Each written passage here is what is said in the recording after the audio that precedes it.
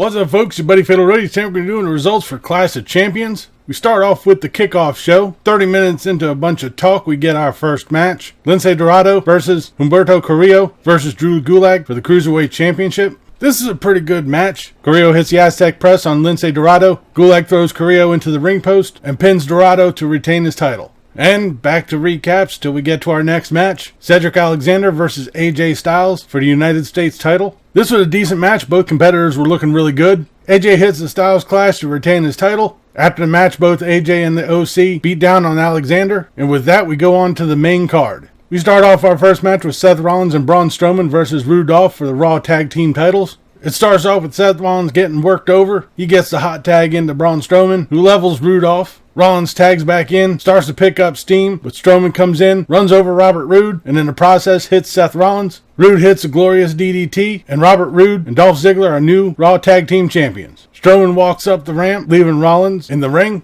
I was honestly surprised. I thought there was going to be some type of a beatdown here. We then have Charlotte Flair versus Bayley for the SmackDown Women's title. Right off the bat, Flair's all over Bayley. Unbeknownst to both Flair and the referee, Bayley removes the bottom turnbuckle pad. Charlotte Flair goes in for the attack. Bayley throws her into the turnbuckle, smashing her head. Bayley gets the pin, retains her title, grabs the title, and bolts. So is this the making of Bayley being a cowardly heel? I don't know. We'll have to see. We then have the New Day versus the Revival for the SmackDown tag titles. The Revival take it right to the New Day right off the bat. Once again, Corey Graves needs to shut the fuck up. The Revival hit the Shatter Machine on Big E on the outside. Dashweiler locked in the knee bar on Xavier Woods. Woods taps out, and the Revival are new SmackDown Tag Team Champions. Which I really don't understand why they went through the whole knee bar thing. Xavier Woods was out for probably a count of 10 by the time they got the knee bar in, but oh well. We then have Fire and Desire versus Alexa Bliss and Nikki Cross for the women's tag titles. Not too long after the match starts, R-Truth comes running into the ring being chased by the loser locker room. Alexa Bliss tries to pin R-Truth but gets a 2 count.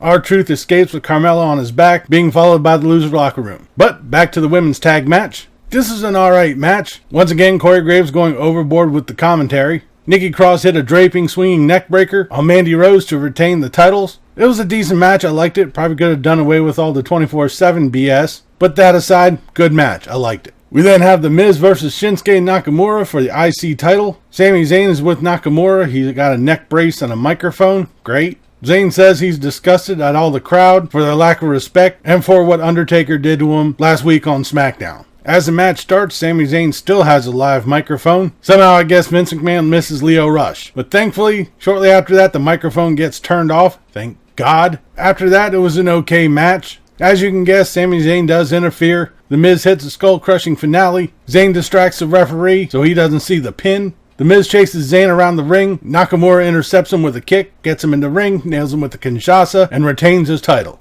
Next, we got Sasha Banks versus Becky Lynch for the Raw Women's Championship. As soon as the bell rings, Becky Lynch hits Sasha Banks with a slap to the face. She holds the offense for a bit, then Sasha Banks starts to take over. The crowd was totally into this match. They were getting really loud at some points. This actually was an awesome match. I liked it. There was a lot of offense from both Banks and Lynch. Sasha Banks tosses in a chair, but while the referee is distracted getting rid of the chair, Becky Lynch goes in for the attack, and Sasha Banks hit her with a chair that the ref didn't see.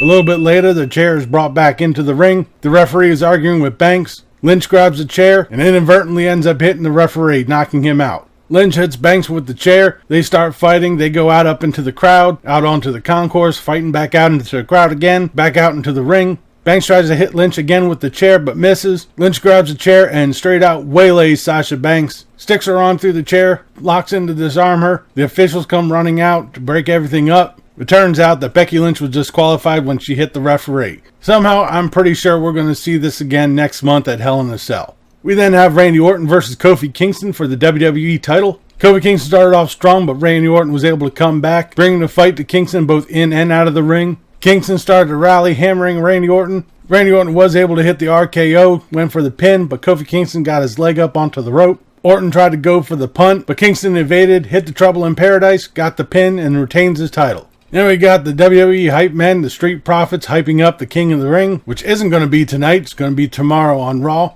I don't understand why. I know there was some arguments because it's not a title. Well, we got our next match, Reigns versus Rowan, which isn't a title match, and that's on the pay-per-view. Anyways, we go to our next match, Roman Reigns versus Eric Rowan in a no DQ match. Reigns takes the fight to Rowan right on the ramp. They continue their fight both in and out of the ring. They fight out through the crowd, coming back out to ringside. Rowan powerbombs Reigns through the commentary table. The fight follows up all the way up onto the stage. Reigns gets his revenge by throwing the camera jib into Rowan. Reigns sets up for the spear up on top of the ramp. As he's running down, he's intercepted by Harper, who nails him with the kick. He gets him into the ring, hits a discus clothesline. Rowan hits the Iron Claw and gets the pin. I might make a prediction here. We may end up seeing Daniel Bryan and Roman Reigns versus Eric Rowan and Luke Harper. We then go to our main event, Braun Strowman versus Seth Rollins for the Universal title. Rollins tries to strike fast to put Braun Strowman away, but is totally unsuccessful in every attempt. Strowman isn't having any of that BS, battering Seth Rollins all over the place. There was one spot where Braun Strowman did a splash from the top rope. Holy shit, that was awesome.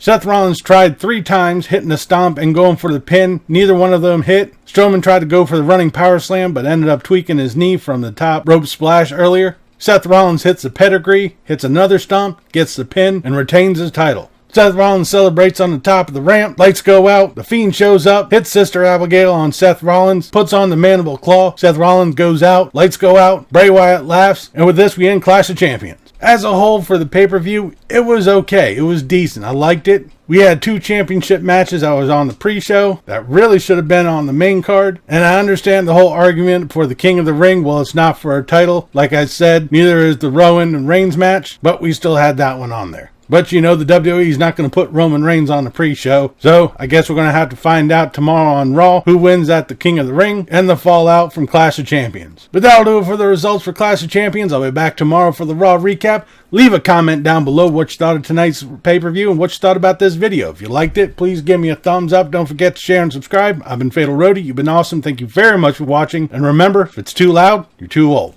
See ya.